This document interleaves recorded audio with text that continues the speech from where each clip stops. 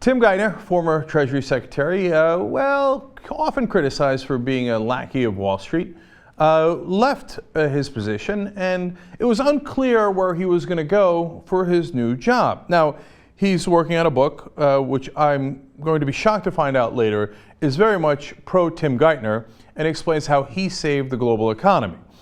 He's also doing speaking engagements.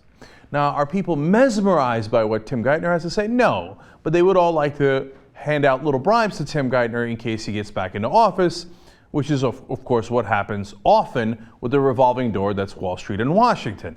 So he goes and gets paid an extraordinary sum of money just to show up and take pictures with people. Well, now he has an official job. And if you guessed public school teacher in inner city schools,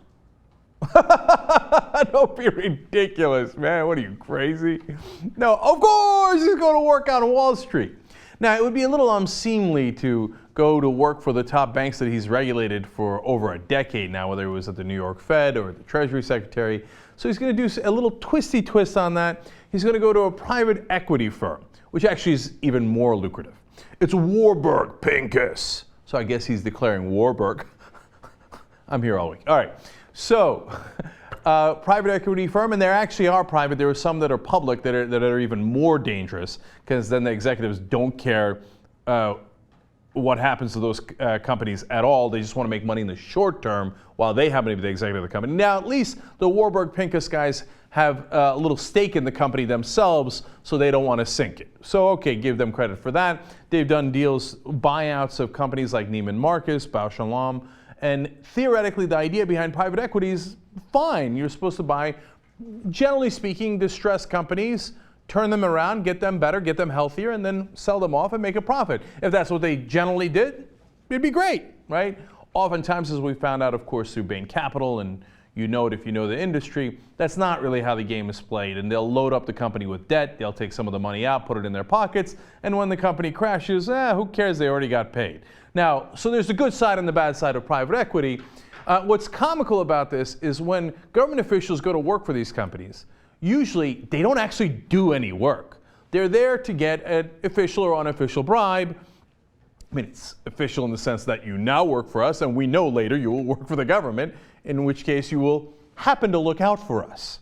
So in this case, look, in private equity, I mean, we got General David Petraeus, who went to KKR. You've got Vice President Dan Quayle and Secretary John Snow, who are at Cerberus Capital Management. You have Carlyle Group that had almost every major government official for a long, long time. They divested of some of those officials. They still have people like James Baker, that's part of the Carlyle Group.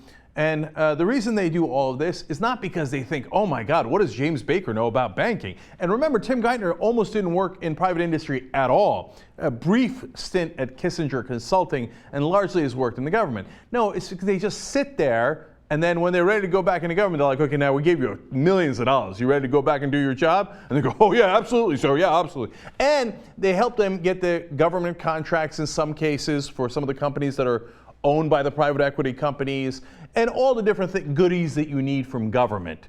Guys like Tim Geithner make a call and say, hey, give it to them, and they usually get it. What's funny about this announcement is they're pretending that Tim Geithner is going to do some actual work. So they gave him an actual title. He'll be mapping the firm's strategy and management and handling investor relations, and hence he will be the president and managing director. Now, in reality, when they say handling investor relations, that means he goes to lunches with really rich people and gets them to invest in the company, and they go, look, it's Tim Geithner. They go, oh, wow, okay, then you're going to get the government deals, you're going to do whatever it takes, and then they sign on. So there's some real value to the company on that. But listen to what they say as to whether he's going to be actually doing any work. So Geithner says, no, it's true. When they approached me, they clearly wanted me to play a substantive role in helping them manage the firm.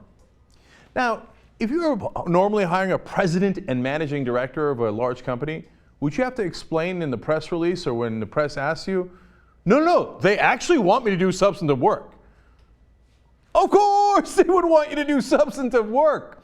But to give you a sense of how much of an obvious bribe it is, they have to actually say, no, I'm actually going to show up to work. I mean, I'm even going to drive in from home. I'm going to take off my pajamas. It's going to be amazing, okay? And now, The co-chief executive, Charles Kay, backs that up and says, I love this quote, quote, Mr. Geithner's position will absolutely be a full-time member of the partnership. He will very much be here every day. Whoa! Is he not merciful? Do you understand this? The whole system is set up on this unofficial bribery. So they don't need them to come into work. They don't give a damn what Tim Geithner thinks of the deals they're going to make. He doesn't know any of it. He's just sitting there to get all the government goodies now and in the future. Our system is so corrupted, it's unbelievable. And was anyone silly enough to think that Tim Geithner, after giving all of those sweetheart deals to the bankers, wouldn't turn around and work for Wall Street? Of course he would, and of course he has.